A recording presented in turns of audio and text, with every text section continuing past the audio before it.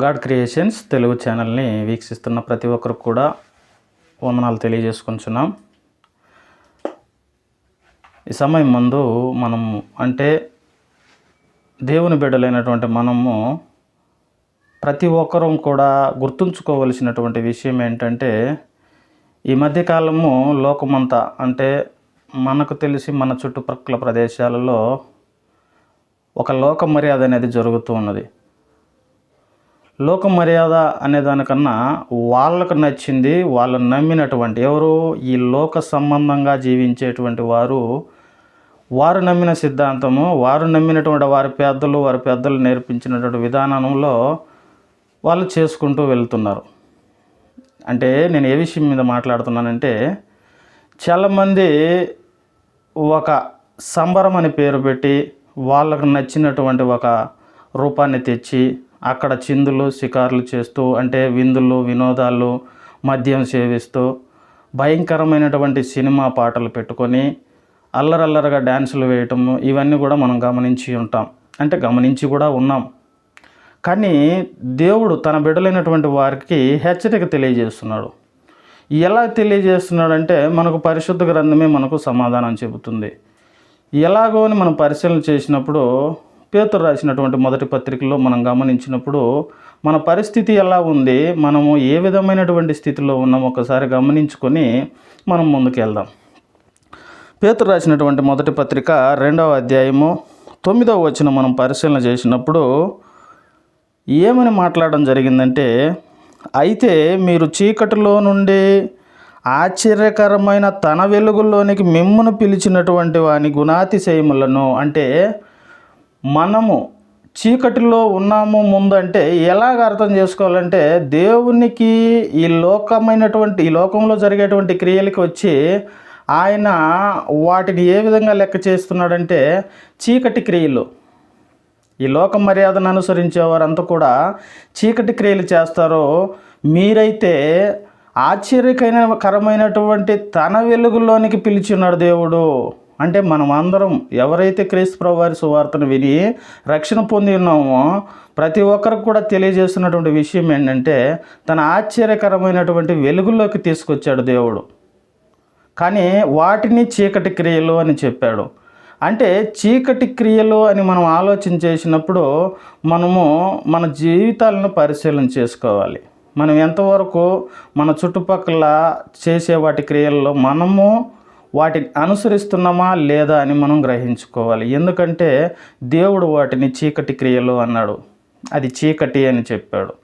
కానీ ఈ సమయం మనం పరిశీలన చేసినప్పుడు ఇదే పేతురు రాసినటువంటి పత్రికలోనే, మొదటి పత్రికలోనే 4వ అధ్యాయము 2 నుంచి 5 వచనాలు మనం పరిశీలన చేసినప్పుడు,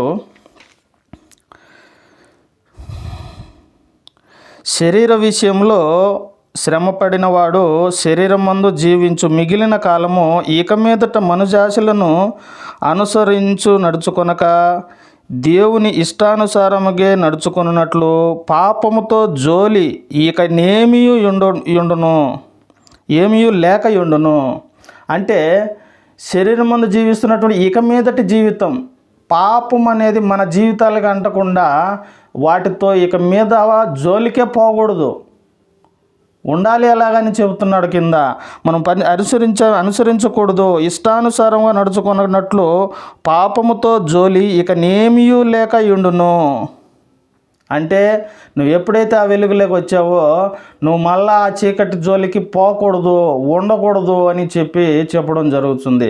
అయితే 3వ వచనంలో మనము పోకిరి చేష్టలు, దురాశలు, మద్యపానము, అల్లరితో కూడిన ఆటపాటలు, త్రాగుబోతుల విందులు, చేయదగని విగ్రహ పూజలు మొదలైన వాటి యందు నడుచుకొనుచు అన్యజనుల ఇష్టము నెరవేర్చుచుండుటకు గతించిన కాలమే చాలును. అన్ని జనుల్లో ఇష్టానుసారం వాళ్ళు చేస్తున్నటువంటి ప్రతి ఒక్క, ఇప్పుడు మనం చదువుకున్నటువంటి లిస్టు ముందు జీవితంలో మనం అనుసరించాం, నెరవేర్చాం. ఇవన్నీ ఇక మీదట వద్దు, గతించిన కాలమే చాలు, నువ్వు ఈ లోక మర్యాదని అనుసరించకూడదు అనే ఉద్దేశంతో మాట్లాడడం జరిగింది. కింద 4వ వచనంలో చూసినప్పుడు, అపరిమితమైన ఆ దుర్వ్యాపారమునందు తమతో కూడా మీరు పరుగెత్తకపోయినందుకు వారు ఆశ్చర్యపడుచు మిమ్మల్ని దూషించుచున్నారు. అంటే వారు చేస్తున్నటువంటి లోక మర్యాదను అనుసరించి చేస్తున్నటువంటి ప్రతి ఒక్క పనిలో వాళ్ళతో మీరు సహవాసంగా లేకుండా ఉంటే వారు మిమ్మల్ని దూషించుచున్నారు అని చెప్పి 5వ వచనంలో మనకు వివరిస్తున్నాడు. సజీవులకును మృతులకును తీర్పు తీర్చుటకు సిద్ధముగా ఉన్న వానికి ఉత్తరవాదులై ఉన్నారు.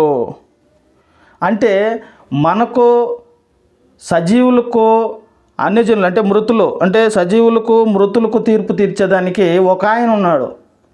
మన క్రియలో మనము ఈ లోక మర్యాదను అనుసరించామా లేదా అని ఆయన తీర్పులో మనము ఉత్తరవాదులం. ఎవరైతే ఆ క్రియలు జరిగిస్తారో మనమే ఉత్తరవాదులుగా ఉన్నాం. కాబట్టి మనం జాగ్రత్తగా ఏం గమనించాలంటే ఈ లోకంలో మనం ఈ లోకాన్ని అనుసరించకూడదు. ఈ లోక మర్యాదని మనం ఫాలో కాకూడదు.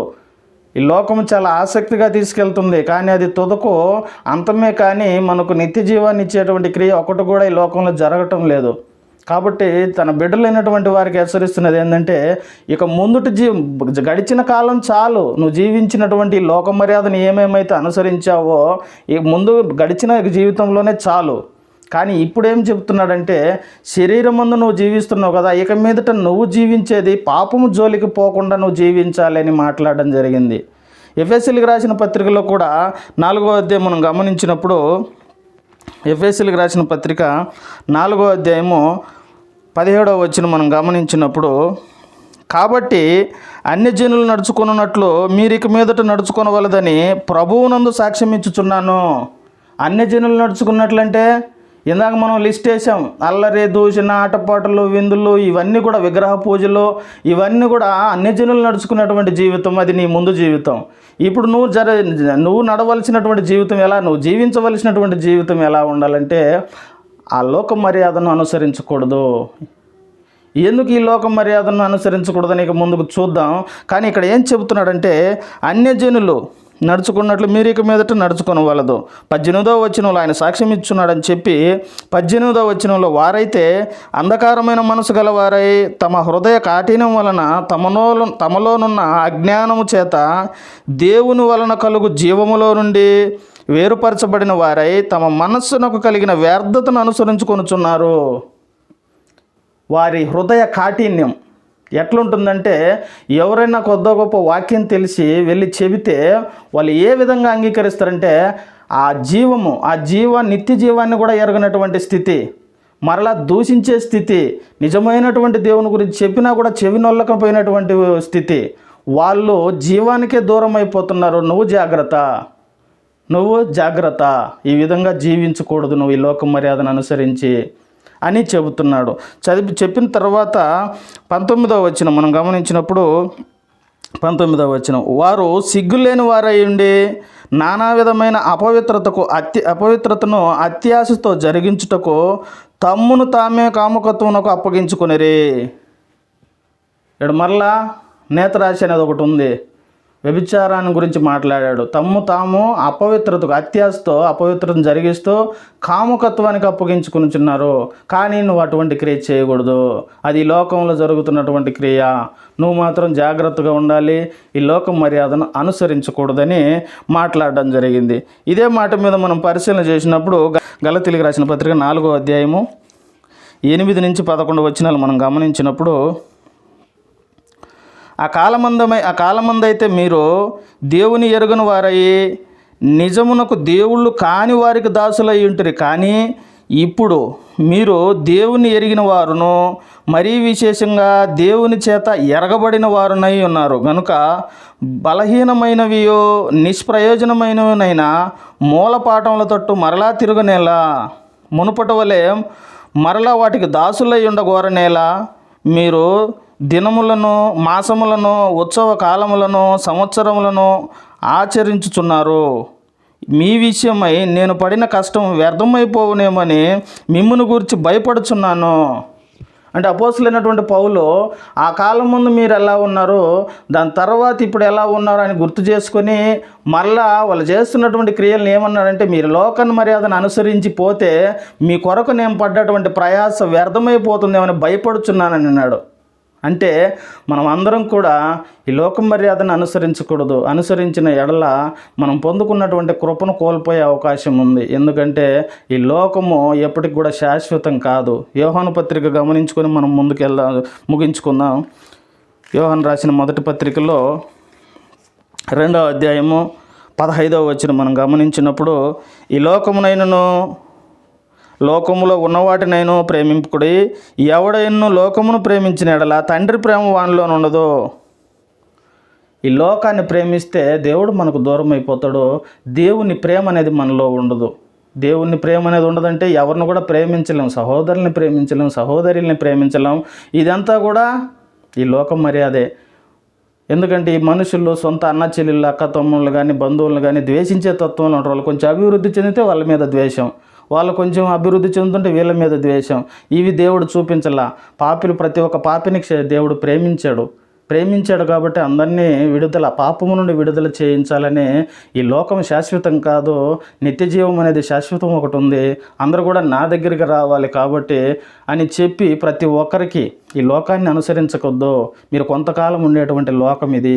ఈ లోకాన్ని అనుసరిస్తే మీ జీవితం కూడా కొంతకాలంలోనే ముగుస్తుంది, నిత్యం మండుచున్నటువంటి అగ్నికి వెళ్తుంది. కాబట్టి ప్రతి ఒక్కరు జాగ్రత్తగా ఉండండి.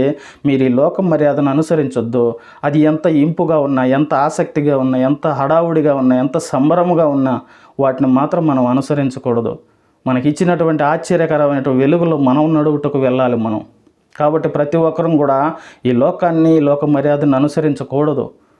వాక్యం చెబుతున్నది, మీరు లోకంతో వేరైనటువంటి వారు అని చెప్పినటువంటి మాటలో మనం అందరం కూడా ఈ లోకంలో జీవిస్తున్నామే కానీ ఈ లోకంలో జరిగేటువంటి ప్రతి క్రియకు వీటన్నిటికి మనకు సంబంధం ఉండకూడదు. వీలైతే అనేకులను కూడా ఆ వెలుగులోకి తీసుకొచ్చేదానికి మనం అందరం కూడా ప్రయత్నం చేయాలి. కాబట్టి దేవుని బిడ్డలైనటువంటి ప్రతి ఒక్కరు కూడా ఈ లోక మర్యాదని అనుసరించకూడదు. కాబట్టి ఓర్పుతో విన్న మీ అందరికి కూడా మన ప్రభువైన యేసుక్రీస్తు నామములో వందనాలు తెలియజేస్తూ ముగిస్తున్నాం.